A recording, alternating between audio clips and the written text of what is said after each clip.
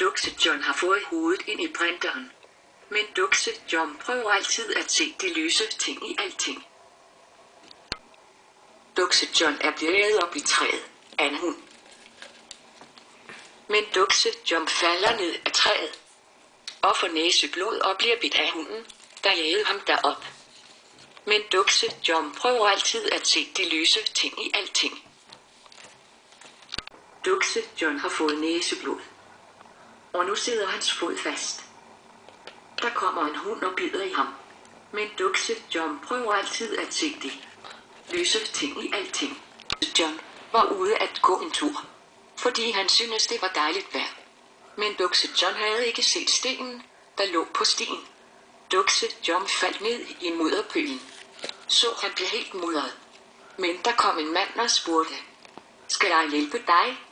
Dukse John sagde ja tak.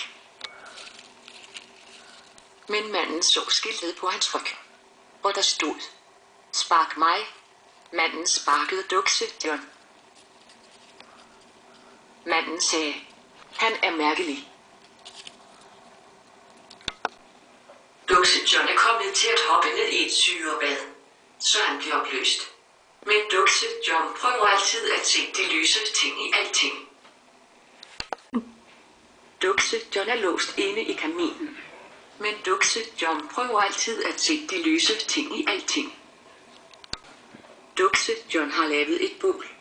Han vil nemlig have snobrød. Men da han skal lægge mere brænde på, går der ild i ham. Men husk, Dukse John ser altid de lyse ting i alting. Der fik Dukse John ind på opleveren.